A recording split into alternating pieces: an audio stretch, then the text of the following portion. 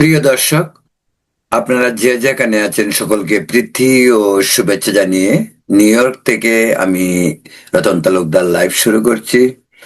আমাদের দেশের বর্তমান পরিস্থিতি, কখন কি ঘটবে বলা বড় মুশকিল। একটি অনিশ্চয়তা, সংশয়, ভয়, ভীতি, আতঙ্ক ঘিরে জনমনে উৎকণ্ঠা। নির্বাচন 12 ফেব্রুয়ারি, হবে হবে না, কি হবে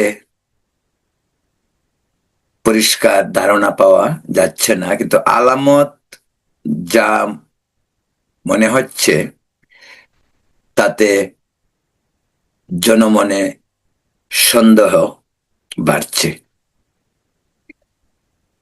সরকার এবং নির্বাচন কমিশন যতই বলছে নির্বাচন হবে, কিন্তু নির্বাচন নিয়ে রাজনৈতিক দলগুলির যে সন্দেহ তাও ক্রমেই তীব্র হচ্ছে।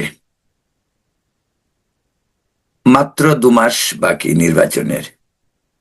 নির্বাচনের পরিবেশ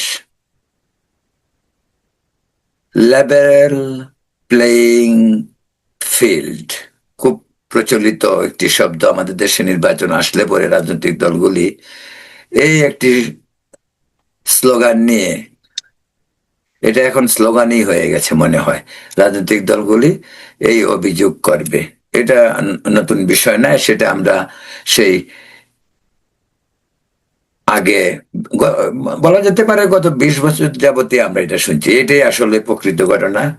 লেভেল প্লেইং ফিল্ড নিয়ে খুবই চিন্তিত একদিকে রাজনৈতিক দলগুলি, অন্যদিকে নির্বাচন কমিশন একেবারে হাত ধুয়ে মুছে বলছে নির্বাচনের আর কোনো সমস্যা নেই, নির্বাচন হবে, সকল প্রস্তুতি সম্পন্ন। আপনারা জানেন গতকালকে সেনাবাহিনী, বিমান বাহিনী, নৌবাহিনী প্রধান প্রধান নির্বাচন কমিশনের সঙ্গে বৈঠক করেছেন। এর আগে বৈঠক করেছেন প্রধান উপদেষ্টার সঙ্গে, তারা সাক্ষাৎ করেছেন।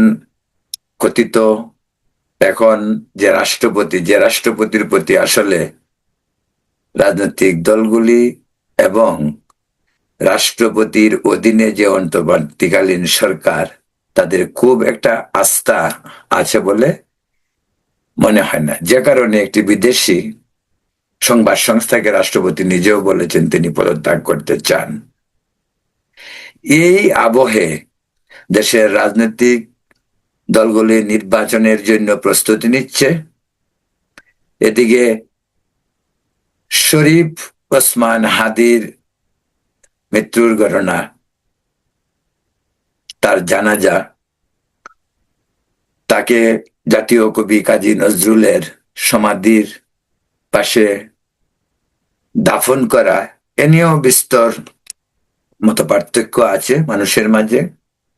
এরই মাঝে আপনাদেরকে একটি খবর বলে, আজই ভারতের আনন্দবাজার পত্রিকার একটি রিপোর্ট দৃষ্টি আকর্ষণ করেছে। সেটা হলো যে কাজী নজরুল ইসলামের পরিবার, যারা বর্ধমানের চুরুলিয়ায় বসবাস করেন, তারাও উদ্বেগ প্রকাশ করেছে এবং তারা খুব প্রকাশ করেছে যে কেন একজন অসাম্প্রদায়িক ব্যক্তি, জাতীয় কবি, তার কবরের পাশে হাদিকে কবর দেওয়া হয়েছে, তা নিয়ে তাদের বিস্তর সন্দেহ। এবং তারা এমনও সন্দেহ করছে যে কাজী নজরুলের কবরটি ভবিষ্যতে থাকবে তো, কারণ এই কবর রাজনীতি হাদিকে কেন্দ্র করে ভবিষ্যতে সরকার পরিবর্তন হলে অনভিপ্রেত ঘটনা ঘটবে না তার কোনো প্রমাণ নেই। বাংলাদেশে এমন দৃষ্টান্ত এর আগেও রয়েছে, সেই প্রসঙ্গে যাচ্ছি না। হাদি প্রসঙ্গ, ময়মনসিংহে দীপু দাসকে মেরে গাছে ঝুলিয়ে আগুন দিয়ে হত্যার ঘটনাও দেশে বিদেশে আলোচিত বিষয়। ভারত আনুষ্ঠানিকভাবে প্রতিবাদ করেছে, বাংলাদেশ সরকারও সেই প্রতিবাদের জবাব দিয়েছে, বলছে এটা নাকি বিচ্ছিন্ন ঘটনা, সংখ্যালঘু ঘটনা নয়। বাংলাদেশে সংখ্যালঘু, এই প্রসঙ্গে একটি কথা বলে রাখি, বাংলাদেশে সংখ্যালঘু অনেক ধরনের ঘটনাই ঘটতে পারে। বলছি না যে সংখ্যালঘুদের উপর যা হচ্ছে সংখ্যাগুরুর উপর তা হচ্ছে না, হচ্ছে, তাও হচ্ছে, কিন্তু সংখ্যাগুরু সবকিছুতেই সম্পৃক্ত, সংখ্যালঘু তো সবকিছু সম্পৃক্ত নয়। নীতি নির্ধারণ, ক্ষমতা, তাদের অধিকার যতটুক, ততটুক কি বাংলাদেশের সংখ্যালঘুদের রয়েছে? নেই। উপরন্তু আমাদের দেশের সংখ্যালঘুরা অত্যন্ত সোজা সরল, নিরহ, ভয় আতঙ্ক নিয়েই তাদের বাংলাদেশে বসবাস। আজকে গতকালকে আমাদের প্রধান কবি নির্মলেন্দু গুণ একটি কবিতার একটি একটি একটি বাক্য লিখেছেন, কবিতা ঠিক বলবো না, তিনি তিনি তিনি আশঙ্কা প্রকাশ করেছেন যে বাংলাদেশে যে হিন্দুরা দ্বিতীয় শ্রেণীর নাগরিক, এই নাগরিকরা নিরাপদে থাকতে চায়, নিরাপদে থাকতে পারবে তো, এই সন্দেহ কিন্তু নির্মলেন্দু গুণ নিজেও করেছেন। তিনি নিজেও একজন সংখ্যালঘু, যদি সংখ্যালঘু বলা হয়, আমি নিজেও সংখ্যালঘু, সংখ্যালঘু বানানো হয়েছে। 71 সালে সংখ্যালঘু ছিল না, কারণ 71 সালে সংখ্যাগুরুদের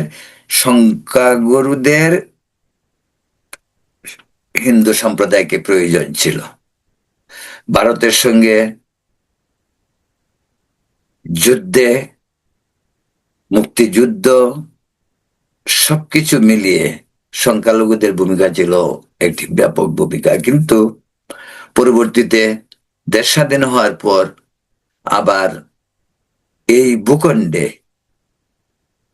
ভূমিপুত্র যারা, তারা যে তিমিরে ছিল আবার সেই তিমিরেই ফিরে যায়। সেটাই সেই বঙ্গবন্ধুর আমলে, তারপর জিয়াউর রহমান, এরশাদ, খালেদা জিয়া, শেখ হাসিনার 15-16 বছরের সংখ্যালঘুদের উপর যে ভয়াবহ সংকট, আজকে আবার শেখ হাসিনাও দীপু দাসের হত্যাকাণ্ডের নিন্দা করেছেন। আমি বুঝি না, মানুষের তো লজ্জাবোধ থাকে। শেখ হাসিনা নিন্দা করেছেন, তিনি খুব বাস করেছেন, কিন্তু ভাই, আওয়ামী লীগের আমলে এই সংখ্যালঘুদের উপর নির্যাতন, নিপীড়ন সকল সময়ের সীমা লঙ্ঘন করেছে, অতিক্রম করেছে এবং সর্বোচ্চ স্থানটি দখল করেছে। সবচেয়ে বেশি দেশ ত্যাগ, সবচেয়ে বেশি হিন্দুদের সম্পত্তি দখল, উপজাতিদের উপর আক্রমণ, পাহাড়ে গন্ডগোল।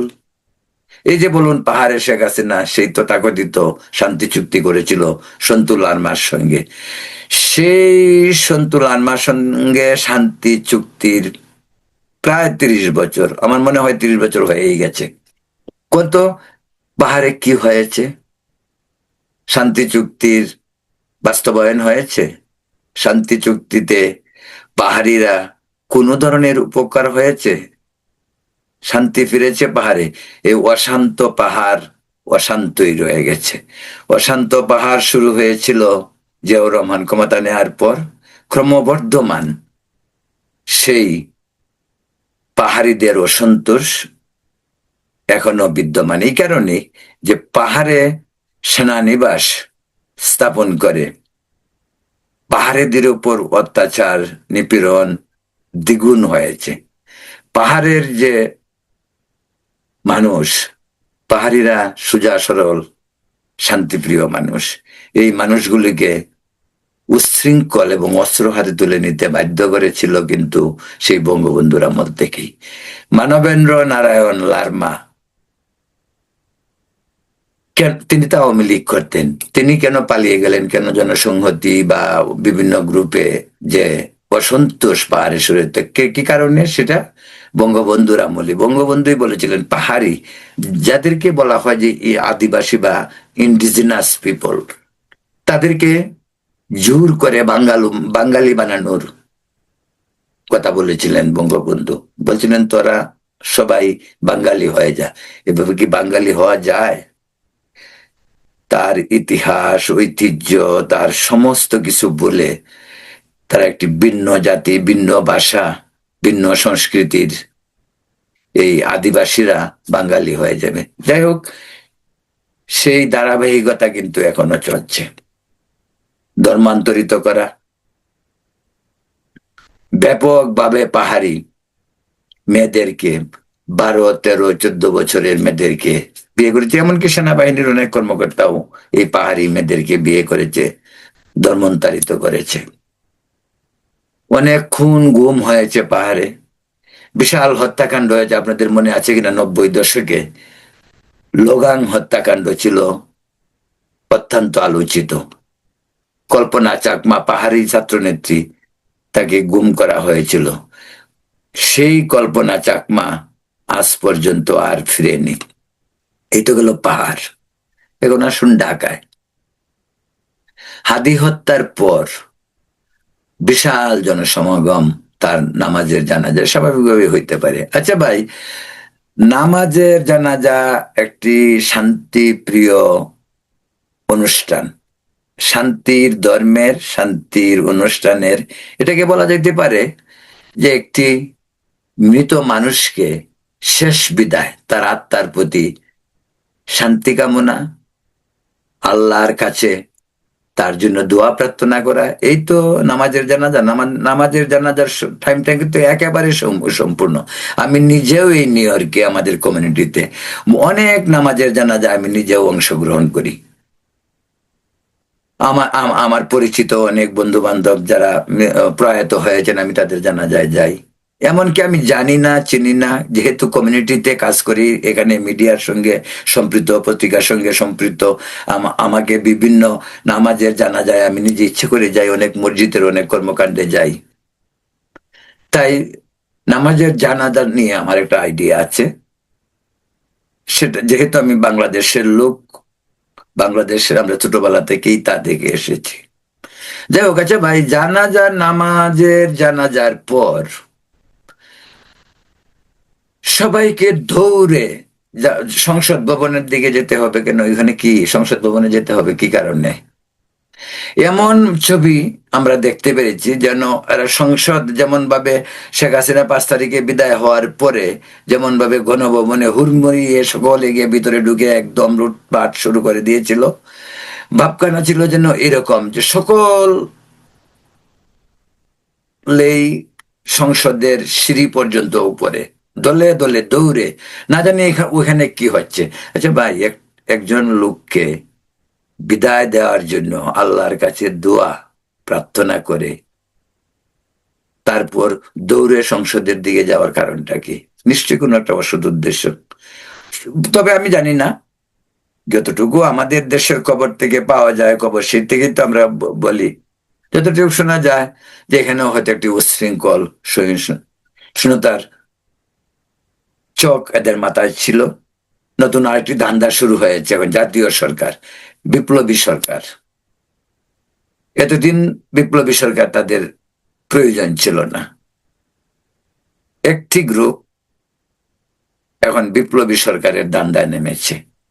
এগুলি সবগুলি আগেই বলছি আপনাদেরকে আগের একটি ভিডিওতে, যে নির্বাচনকে যেন তেন উপলক্ষে অজুহাতে বানচাল করতে পারলে তারা আরো কিছুদিন ক্ষমতায় থাকতে পারে। এবং এটা পুরো বিষয়টি আপনার ষড়যন্ত্রমূলক, এবং এর পিছনে প্রত্যক্ষ এবং পরোক্ষভাবে যার ইন্ধন রয়েছে সে হলো তত্ত্বাবধায়ক সরকারের প্রধান উপদেষ্টা ডক্টর ইউনূস সহ কয়েকজন উপদেষ্টা, যারা যারা চাচ্ছে না নির্বাচনটা বন্ধ হোক।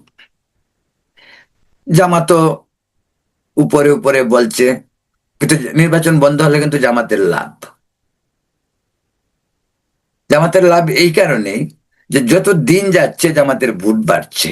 আর হঠাৎ করে যে হাদি হত্যার ঘটনাটা জামাতকে অনেকাংশেই, হাদি হত্যা এক ধরনের ষড়যন্ত্র, তারা যতই বারদ বলুক, অ্যাকচুয়ালি হাদি কে হত্যা করা হয়েছে ইন্টারনাল কুন্দল, আভ্যন্তরীণ কুন্দলের ভিতরে। এরা কোনো বিচ্ছিন্ন ঘটনা। জামাত, এনসিপি এই যে জুলাই বিপ্লবের যে সমস্ত শাখা প্রশাখা সব ওরা কেউ কোনো বিচ্ছিন্ন ঘটনা নয়। আর এই যে কুসরা শিকি আদলি যে রাজনৈতিক দলগুলি আছে, দুই নেতা এক পার্টি, প্রেসিডেন্ট সেক্রেটারির পর আর কেউ নাই তাদের, এবি পার্টি, ওই যে একজন কি জুনায়েদ সাকি, আরো এরকম কিছু, মাহমুদুর রহমান মান্না, সব এক সূত্রে গাথা। কারণ ওদের দান্দা হলো যে কোনোভাবে নির্বাচনটা হলে গণ অধিকার পরিষদ, বিএনপি বা জামাতের সাথে যদি জুটে যেতে পারে, দুটো আসন পেলেই তো তাদের হয়। কারণ ওদের প্রেসিডেন্ট সেক্রেটারি এমপি হতে হবে, তারপর এই বেস্টার ফুয়াদ একেবারে গদ্দান ঝাঁকিয়ে ঝাঁকিয়ে সংসদে বলবে ভারতের আধিপত্যবাদ থেকে মুক্তি চাই, ব্লা ব্লা ব্লা ব্লা, এই সমস্ত যেগুলি সে এখনো সব সময় বলতেছে, সারাক্ষণ মিথ্যা কথা। দুশ্চরিত্রিক একটি মানুষ, সে নীতি আদর্শের কথা বলে। কদিন আগেই তার নিজস্ব এলাকা থেকে তাকে একেবারে বিষণ্ণ মুখে ফেরত আসতে হয়েছে বরিশালের বাবুগঞ্জ থেকে। এরকম ভাবে আরো অনেক, এই যে আরো একটা নতুন আমদানি হয়েছে, আগে কদিন ছিল না, ইদানিং আজকে 1-1.5 মাস যাবত, যে কি জানি শাহরিয়ার কবির, ব্যারিস্টার, একেবারে স্বাধীনতার ইতিহাস সবকিছু মুখস্থ করে আসছে উনি। কোন বক্তব্যকে কোন বক্তব্য দিয়ে কাউন্টার দিতে হবে সব একেবারে মুখস্থ। মুক্তিযুদ্ধে এতজন মারা যায়নি, মুক্তিযুদ্ধের ইস্তেহারে এটা নাই, 70-এর নির্বাচনের আওয়ামী লীগের ইস্তেহারে এটা ছিল না, আজগুবি সব কাহিনী। মুক্তিযুদ্ধের চেতনার পরিপন্থী, মুক্তিযুদ্ধের ইতিহাস বিকৃত করার জন্য ওরা যেন উঠে পড়ে লেগেছে। এই হলো বর্তমান অবস্থার প্রেক্ষিত। আর আমাদের যে দেশে একটি সরকার আছে, আমি কিন্তু সবসময় এই সরকারকে সমর্থন করেছি সেই 24-এর আন্দোলনকে সমর্থন করার মতোই। কিন্তু আজ দেশটি এরকম হলো কেন? এই দেশ তো এরকম হওয়ার কথা ছিল না। দেশে তো এর আগেও অভ্যুত্থান হয়েছে, আমরা গণতন্ত্রে উত্তরণ করেছি, রক্ষা করতে পেরেছি, বা গণতন্ত্র প্রাতিষ্ঠানিক রূপ পেয়েছে কি পায় নাই সেই ইতিহাস আপনাদের জানা। এরশাদ পতনের পর খালেদা জিয়া ক্ষমতায় গেলেন, 96-এর শেখ হাসিনা আসলো, তিনি পুষ্পল্লী খালেদা জিয়ার কাছে আবার ক্ষমতা হস্তান্তর করলেন, বিএনপি আসলো, তারপর আবার খালেদা জিয়ার গড়িমসি, আবার ভুয়া 10 দিনের 15 দিনের নির্বাচন, তারপরে আবার 1/11। এই তো ইতিহাস। গণতন্ত্র কোথায় ছিল? একটি বিষয় খুব দুঃখজনক, যেটি আমাদের স্বাধীনতার মূল মন্ত্র ছিল, রাষ্ট্রীয় যে স্তম্ভগুলি, তার মধ্যে প্রধানিত্ব গণতন্ত্র, সমাজতন্ত্র, ধর্মনিরপেক্ষতা, বাঙালি জাতীয়তাবাদ, সবকিছুই পরিবর্তন হয়েছে। বাঙালি জাতীয়তাবাদ হয়েছে বাংলাদেশি জাতীয়তাবাদ, ধর্মনিরপেক্ষতা হয়েছে আল্লাহর প্রতি সর্বাত্মক বিশ্বাস, যেটা জিয়াউর রহমান করেছিলেন, এরশাদ করেছিলেন রাষ্ট্রধর্ম, রাষ্ট্রেরও নাকি ধর্ম থাকতে হবে। রাষ্ট্রের যেমন জাতীয় পশু, জাতীয় ফুল, জাতীয় ফল আছে, তেমনি জাতীয় ধর্ম থাকতে হবে। তারপর শেখ হাসিনা ক্ষমতায় এসে আবার ধর্মনিরপেক্ষ। কিসের ধর্মনিরপেক্ষতা? সমস্ত অনিয়মকে সংবিধানে রেখে এই মানুষকে খুশি করার জন্য কিছু প্রগতিশীল যারা চিৎকার করে সবসময় সুশীল সমাজ, তাদেরকে খুশি করার জন্য শেখ হাসিনা কি করলেন? সেকুলারিজম। কিসের সেকুলার? রাষ্ট্রধর্ম সংবিধানে রয়ে গেল, একটি বিশেষ ধর্মকে সংবিধানে প্রাধান্য দিয়ে, একটি সম্প্রদায়কে সংবিধানে স্বীকৃতি দিয়ে অন্য সম্প্রদায়গুলিকে অবজ্ঞা করে সেকুলারিজম হয়। পৃথিবীর সেকুলারিজমের সংজ্ঞা কি? এটা সেকুলারিজম বা ধর্মনিরপেক্ষতা। শুরু থেকেই বাংলাদেশ সেই বিষয়টিকে নিয়ে পজিটিভ কোনো ক্যাম্পেইন হয়নি। 71-এ আমরা সকলে মিলে যুদ্ধ করেছি, হিন্দু, মুসলিম, বৌদ্ধ, খ্রিস্টান সকলে মিলে। 72-এর সংবিধান ধর্মনিরপেক্ষতা বলা হলো 4টি স্তম্ভের একটি। কিন্তু এই ধর্মনিরপেক্ষতার বিষয়টি কি, এটা কিন্তু কখনোই ক্যাম্পেইন যে মানুষকে বোঝানো, মানুষ ধর্মনিরপেক্ষতাকে, আমাদের দেশের মানুষ ধর্মপ্রাণ, তারা ধর্মের প্রতি আস্থাশীল, এই ধরনের মেন্টালিটি থেকেই তো আমাদের প্রজন্মের পর প্রজন্ম গড়ে উঠেছে। 47-এর দেশ বিভাগ তো সেই দ্বিজাতি তত্ত্বের ভিত্তিতে, ধর্মের ভিত্তিতে হয়েছে। এগুলি কার না জানা। কিন্তু 72-এ যখন আমরা মুক্তিযুদ্ধের পরে নতুন দেশ গড়ে তুললাম, আমরা কি পেরেছি মানুষকে বুঝাতে যে ধর্মনিরপেক্ষতা বিষয়টা কি? আমাদের দেশের মানুষ ধরেই নিয়েছিল শেখ মুজিব ধর্মহীনতা শুরু করেছেন। তারা ধরে নিয়েছিল যে ধর্ম নিরপেক্ষতা মানে ধর্মহীনতা।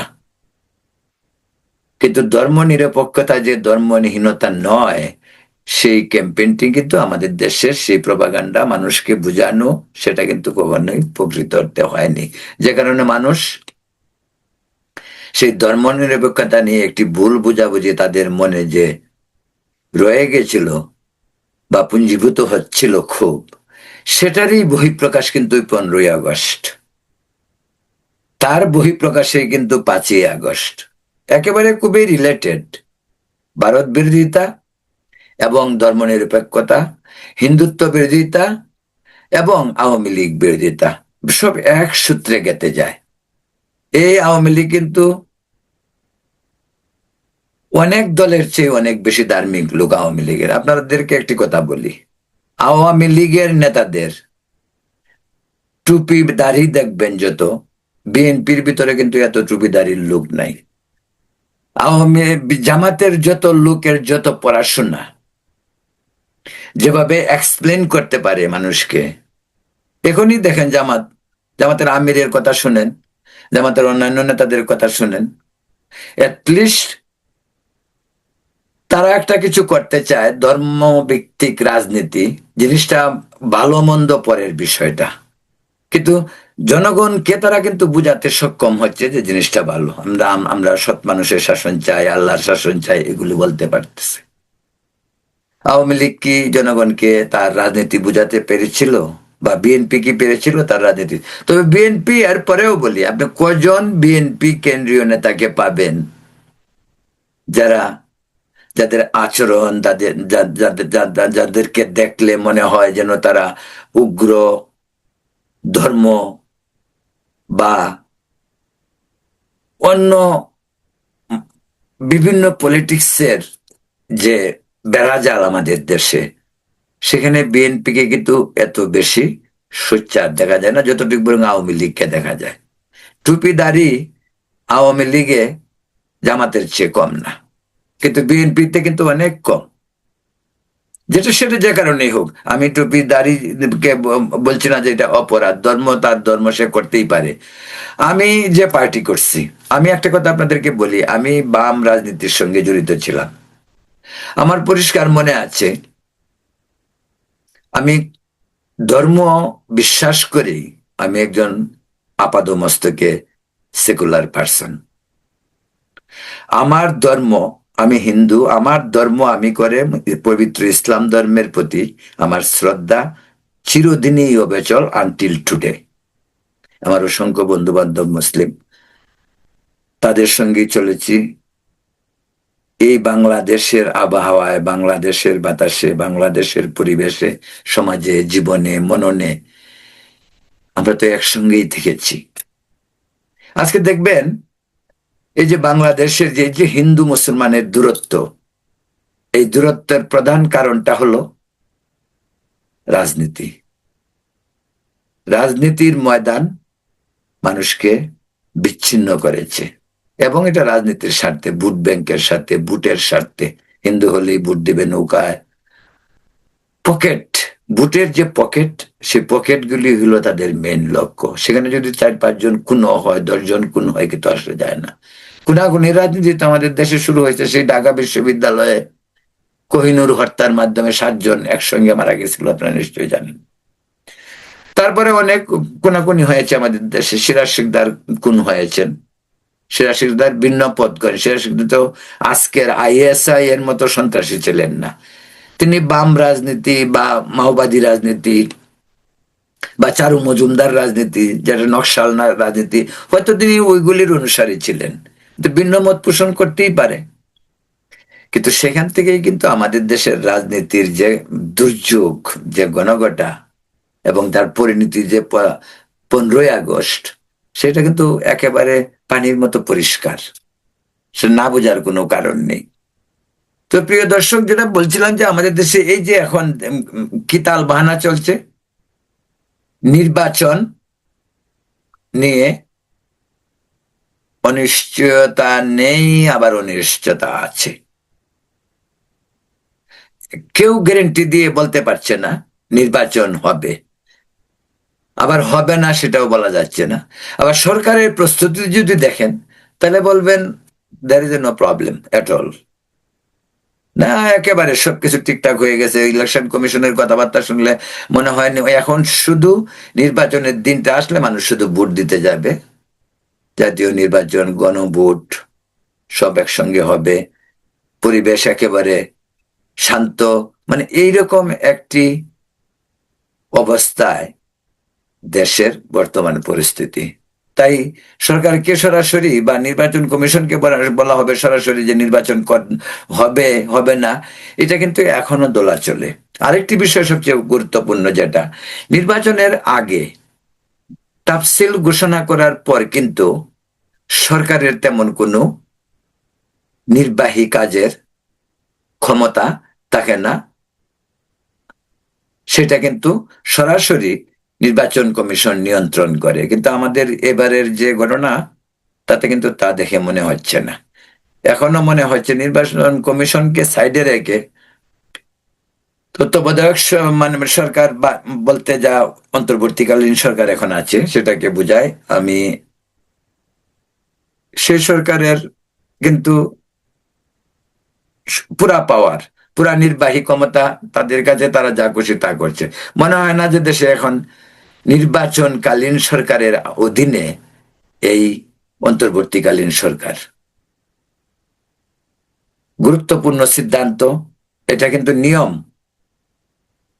এবং নির্বাচনের তফসিল ঘোষণার দিনও কিন্তু প্রধান নির্বাচন কমিশনার বলেছেন যে বিশেষ বিশেষ গুরুত্বপূর্ণ কোনো কাজে এই সরকারের সম্পৃক্ততা থাকা উচিত নয়। সেটা নির্বাচন কমিশন সরাসরি তদারকি করবে, বা আপাতত বড় কোনো সিদ্ধান্ত নিতে বারণ করা হয়। যে ধরনের সরকারই থাকুক, সেটা সংসদীয় 5 বছরের নির্বাচিত সরকার হোক, তত্ত্বাবধায়ক সরকার হোক, অন্তর্বর্তীকালীন সরকার হোক। যদিও তত্ত্বাবধায়ক সরকারের যে সিস্টেম বা যে নীতি, সেটা কিন্তু আমাদের সংবিধানে নেই। সেটা হয়তো পরবর্তীতে যে নির্বাচনের পরে যে সরকার আসবে, তারা হয়তো তার সংযোজন করবে। তো বলছিলাম, আমাদের নির্বাচন কমিশন যতটুকু, এখন পর্যন্ত নির্বাচন কমিশনকে কোনো ধরনের ব্লেম দেওয়া যাচ্ছে না, কারণ নির্বাচন কমিশন তার আপডেট, নির্বাচনের প্রতিদিনই আপডেট দিয়ে যাচ্ছে। কোনো অবস্থাতেই বোঝার সাধ্য নেই যে নির্বাচন নিয়ে কোনো ধরনের সংকট বা সংশয় রয়েছে, কিন্তু জনমনে রয়েছে, এটাই বাস্তবতা। এটার বাস্তবতাটার আরেকটা কারণ হলো যে অন্তর্বর্তীকালীন সরকারের যে মতিগতি, তা কিন্তু স্ট্রেঞ্জ, মানে মানে এটা কি বলা যায়, এক ধরনের মানে সন্দেহ, যে ওরা ওরা মনে হয় যেন ওরা ক্ষমতা ছাড়তে চায় না, ওরা আরো কিছুদিন ক্ষমতায় থাকতে চায়। এই হাদি প্রসঙ্গ বলুন, দীপু দাস প্রসঙ্গ বলুন, আজকেও খুলনায় আর একজন এনসিপির নেতাকে গুলি করা হয়েছে, খুলনা বিভাগীয় এনসিপির নেতা। তো এই সমস্ত চলতেই থাকবে। এই নির্বাচন পর্যন্ত আরো কতজন বলির পাঠা হবে বলা মুশকিল। আভ্যন্তরীণ কোন দলের শিকার হবেন বলা মুশকিল। এই যে এনসিপি, এনসিপি কটা ভোট পাবে? ওরা কিসের রাজনীতিবিদ? কোথায় রাজনীতি করেছিল? এখন তারা রাজনীতি করবে, দল করেছে। দল তারা করেনি, তাদেরকে দিয়ে দল ডক্টর ইউনূস করিয়েছেন। ডক্টর ইউনূস ওদেরকে গাছে তুলেছে, মইটি এখন সরিয়ে নিয়েছে। কিন্তু আবার পক্ষান্তরে অন্য যুক্তিও আছে। এটা হয়তো পারে অভিনয় হচ্ছে, নাটক হচ্ছে, ভিতরে ভিতরে সব ঠিক আছে, পাতানো গেলা, তাও হইতে পারে। এনসিপি মাত্র 10-15 জন ছেলে এনসিপির সঙ্গে সম্পৃক্ত। এখন তারা সুযোগ সুবিধার জন্য অনেক, এই যে হাদি ছেলেটি সত্য কথা বলতো, অকপটে সত্য কথাটি সে বলে গেছে। সে এনসিপির কথা বলে নাই যে এই ছেলেগুলির 500 টাকা ছিল না পকেটে, এরা 1000 কোটি টাকার মালিক। ওরা সকলকে বিচ্ছিন্ন করেছে। আজকে হাদি বিচ্ছিন্ন কেন? হাদির ইনকালাব মঞ্চ তো আগে ছিল না। ইনকালাব মঞ্চ এই অভ্যুত্থানের পরে হয়েছে। তাকে ইনকালাব মঞ্চ করতে, ইনকালাব মঞ্চ সে করতে পারে, সেটা অন্য প্ল্যাটফর্ম, সাংস্কৃতিক প্ল্যাটফর্ম। কিন্তু তার তো এনসিপির সঙ্গে থাকার কথা ছিল। তেমনি ভাবে সমস্ত রাজনৈতিক দলগুলির যে ছাত্র সংগঠন, ছাত্রলীগ তো ধরেন বাইরে, বাইরে মানে নিষিদ্ধ। তো অন্যরা কোথায় অন্যরা সবাই তো বিপ্লবের সঙ্গে সম্পৃক্ত ছিল। এখন সবাই এনসিপির উল্টা কেন, এবং এনসিপিতেও সবাই নাই কেন, এবং কজন এনসিপি করে? এনসিপির ছাত্র সংগঠন ডাকসুর ইলেকশন, সমস্ত ইলেকশন গুলিতে দেখেছেন তো, বিশ্ববিদ্যালয়ের ডাকসু, রাকসু, চাকসু, সমস্ত জায়গাতে এনসিপির ভোট প্রাপ্তির সংখ্যা কত? 6 নম্বরে, 7 নম্বরে। কিন্তু এই এনসিপি কে আবার আমাদের ডক্টর ইউনূস সরকার খুব গুরুত্ব দেন। কোন জরুরি বৈঠক হলে বিএনপি, জামাত, এনসিপি কে ডাকবেন। এনসিপি তার ওনার খুব ভালোবাসার ইসে। কারণ কি, উনার দান্দাও উনি খুব ভালো বুঝে, যে পোলাপানগিরে আর খেপাইয়ার দরকার নাই, এগুলির সঙ্গে রাখে। তিনি জানেন খুব ভালো করেই। ভাই, আমি একটা কথা সবসময় বলি, ইউনূস হলো ইন্টারন্যাশনাল প্লেয়ার।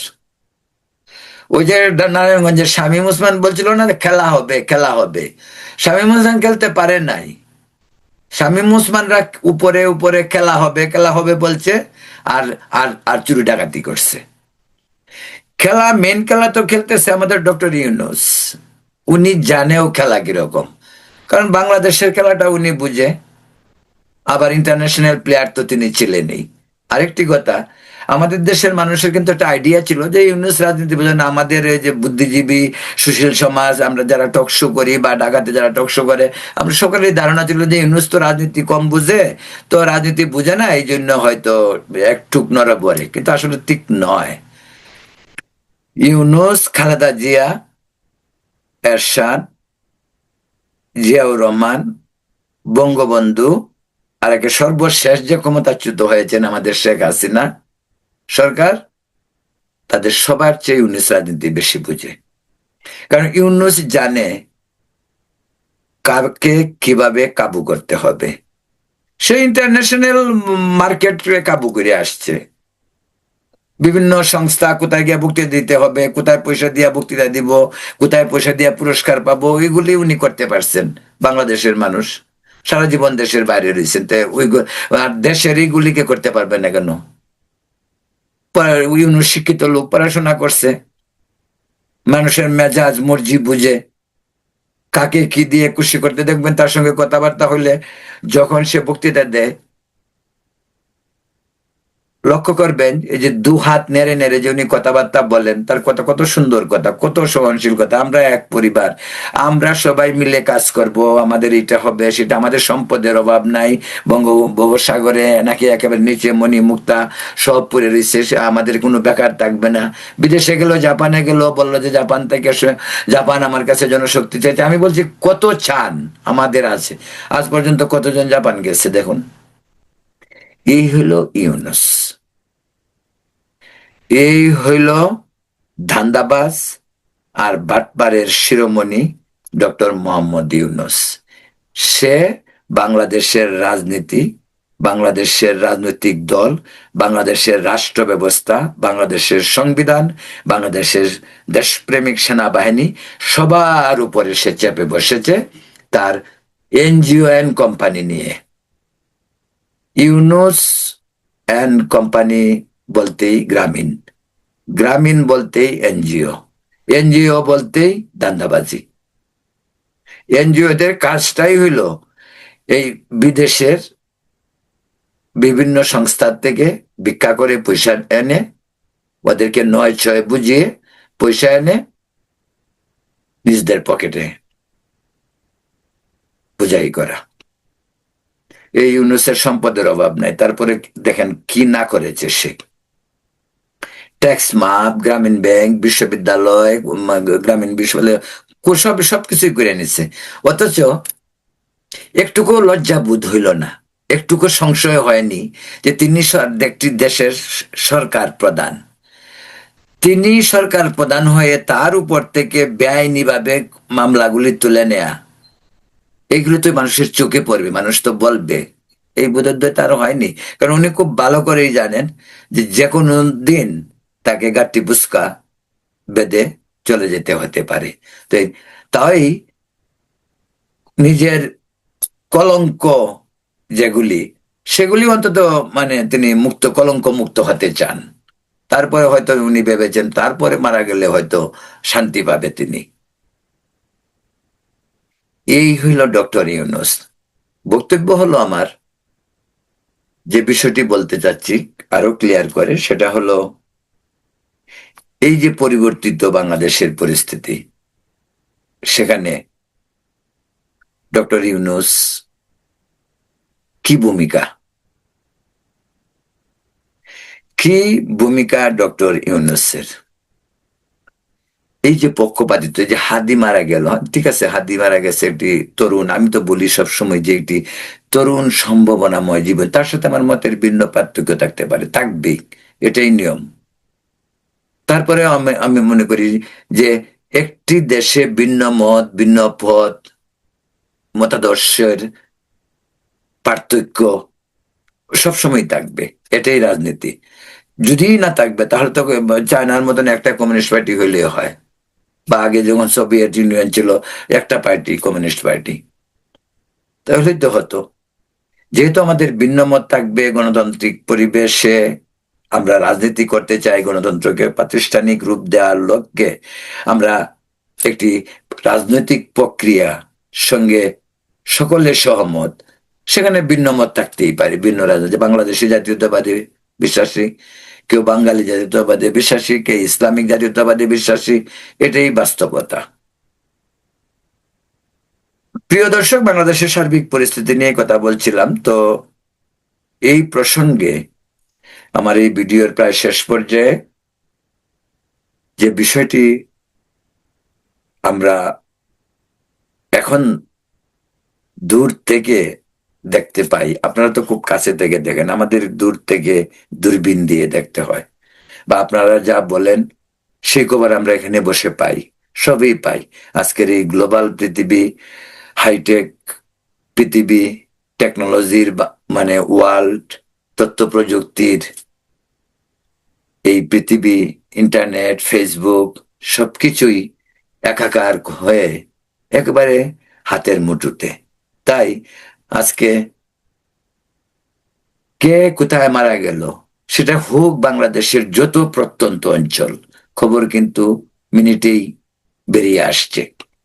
আজকাল আর এই যে টেলিভিশনের জন্য অপেক্ষা করতে হয় না, সাধারণ মানুষই কোনো কোথাও অরাজকতা হলে সে তার ছবি, তার ভিডিও ক্লিপ এসে পড়ে। এটাই তথ্য প্রযুক্তির যুগে সবচেয়ে বড় সফলতা বিজ্ঞানের। প্রিয় দর্শক, বলছিলাম এই যে হাদি মারা যাওয়ার পরে যে বিষয়গুলি হয়েছে, তার পরিবারের প্রতি সহানুভূতি, পরিবারকে সাহায্য সহযোগিতা করা, ডক্টর ইউনূস নিজে, এরকম অনেক লোক কিন্তু এই ডক্টর ইউনূসের শাসনের আমলে মারা গেছেন অনেক। এটা কিন্তু বাংলাদেশের একটি প্রতিষ্ঠানের এই পরিসংখ্যান প্রায় 900 লোক গত 1.5 বছরে মারা গেছে, অনেকেই হাদির মতো। কজনকে সাহায্য করেছেন আজ পর্যন্ত? তো বিপ্লবে কতজন লোক মারা গেছে সেটারই কোনো হিসাব নেই। এই যে ময়মনসিংহে বালুকা যে একটি ছেলে, হিন্দু ছেলেকে পুড়িয়ে মারা হলো, ডক্টর ইউনূস বা তার উপদেষ্টা পরিষদ কেউ কি ওখানে গিয়েছিলেন? যাওয়ার রাষ্ট্রের যে কর্ণধার তাদের কি দায়িত্ব থাকে? গিয়েছিলেন? যাননি। ওনাকে কি বলেছেন যে এই পরিবারটিকে, একটি হতদরিদ্র পরিবার, যে একটি ছেলে পোশাক কারখানায় গার্মেন্টসে কাজ করতো, এখন এই নিরপরাধ শ্রমিককে অন্যায়ভাবে হত্যা করা হয়েছে মধ্যযুগীয় কায়দায়, সেটার জন্য সরকারের তো দুঃখ প্রকাশ করা উচিত, তার পরিবার কেউ সাহায্য করা উচিত। সেটাকে তিনি করেছেন? করেননি। এই হলো এখন আবার সরকার যদি বলে বিচ্ছিন্ন ঘটনা, তাহলে বিচ্ছিন্ন ঘটনা ভারতের প্রতিবাদের জবাবে সরকার যদি বলে এটি বিচ্ছিন্ন ঘটনা, সাম্প্রদায়িক ঘটনা নয়, সংখ্যালঘু ঘটনা নয়, তাহলেও আরো তো সরকারের যত সুযোগ সুবিধা পাওয়ার সবগুলি সুযোগ সুবিধা দিয়ে না পরে বলার দরকার ছিল যে সে বাংলাদেশের নাগরিক, আমরা হাদির জন্য যা করেছি বা আরো যারা মারা গেছে হাদির আগে তাদের জন্য আমাদের করতে হবে, আবু সাইদের জন্য যা করা হচ্ছে বা করা হবে আরো, এরকম ভাবে দীপু দাসের জন্য করা হোক। দীপু দাসের জন্য করে সরকার ভারতকে একটি স্টেটমেন্ট দিয়ে বলতে পারে যে আমাদের দেশে রাষ্ট্রের নাগরিক হিসাবে হিন্দু, মুসলিম, বৌদ্ধ, খ্রিস্টান আমাদের সবার মাঝে একটা সমতা আমরা মেনটেন করে চলি। সেটা না করে, না এটা সংখ্যালঘু ইস্যু না, এটা ওইটা এই বিষয় না, লোকটা এখানে মারা গেল, ভয়াবহ ভাবে ঘটনা ঘটলো, সারা পৃথিবীতে যে বিষয়টা নিন্দনীয় হচ্ছে সেটা বিচ্ছিন্ন ঘটনা বলে একটা ভারতের স্টেটমেন্টের প্রেক্ষিতে একটি পাল্টা স্টেটমেন্ট দিয়ে সরকার বুঝিয়ে দিলেন যে ভারতের সাথে, মানে ভারত যা বলবে আমাদের উল্টাটা বলতে হবে। যাক, এই প্রসঙ্গে ভারত বাংলাদেশ সম্পর্কের ব্যাপারে পরবর্তীতে আরেকটি ভিডিও করব, সঙ্গেই থাকবেন। প্রিয় দর্শক, আপনারা যে যেখানে আছেন সকলে ভালো থাকুন, সুস্থ থাকুন এবং নিরাপদ থাকুন। ধন্যবাদ। শুভরাত্রি।